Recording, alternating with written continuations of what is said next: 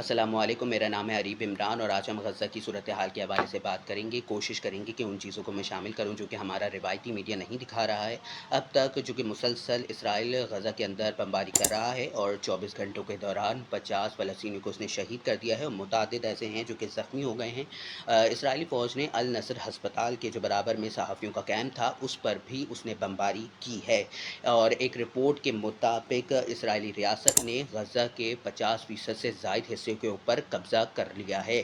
اور اسرائیلی وزیر اعظم کا اچانک یہ نیتن یاہو نے امریکہ کا دورہ کیا ہے اور یقینی طور پر وہاں پہ یہ بات ہوگی کہ غزہ کو کیسے فلسطینیوں سے خالی کرایا جائے، اور ایران کے حوالے سے بھی تبادلہ خیال ہوگا کہ ایران کو کیسے ٹھکانے لگایا جائے۔ لیکن ایران ایک مضبوط ملک ثابت ہو گیا ہے، اس نے دکھا دیا ہے کہ کیسے لڑا جاتا ہے۔ ایران نے اسرائیلیوں کی اور امریکہ کی نیندیں حرام کر کے رکھ دی ہیں، اور یہ ایک ایسی ہڈی بن چکا ہے جو کہ نہ اگلی جا رہی ہے نہ نگلی جا رہی ہے۔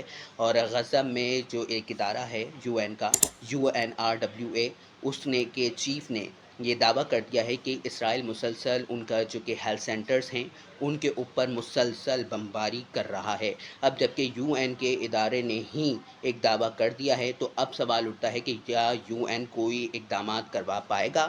یقینی طور پر نہیں، کیونکہ ہم دیکھیں تو مسلم ممالک ہوں، UN ہو، OIC ہو، یہ سب سے مذمتی قراردادوں سے کام لے رہے ہیں۔ ایک ماہ سے زیادہ کا عرصہ گزر چکا ہے، اسرائیل غزہ کے اندر کوئی بھی کھانے پینے کی اشیاء جانے نہیں دے رہا ہے، روکے ہوئے ہے، اور غزہ کے اندر بھوک کا عالم ہے، قحط پھیل رہا ہے، اور یقینی طور پر اسرائیل بھوک کو ہتھیار کے طور پر استعمال کر رہا ہے۔ ایک طرف اسرائیل کے وزیر خارجہ نے ابوظہبی کا دورہ کیا اور انہوں نے اماراتی وزیر خارجہ سے ملاقات کی اور سفارتی تعلقات پر بھی انہوں نے بات کی ہے۔ اماراتی وزیر خارجہ نے امن و امان اور جنگ بندی پر اور یکمالیوں کے تبادلے پر زور دیا ہے، اور ساتھ ہی ساتھ سفارتی کوششوں جاری رکھنے کا کہا ہے، لیکن سفارتی کوششیں تو ویسے ہوتی رہتی ہیں لیکن نتیجہ کچھ نہیں نکلتا۔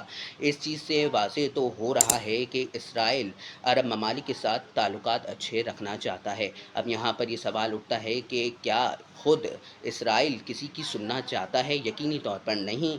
تو اب آگے کیا ہوتا ہے اور کس طرح سے اس جنگ کو ختم کیا جاتا ہے اور کیا کیا بڑی بڑی تبدیلیاں آئیں گی، اس کے حوالے سے بھی ہم آپ کو اپڈیٹ کرتے رہیں گے۔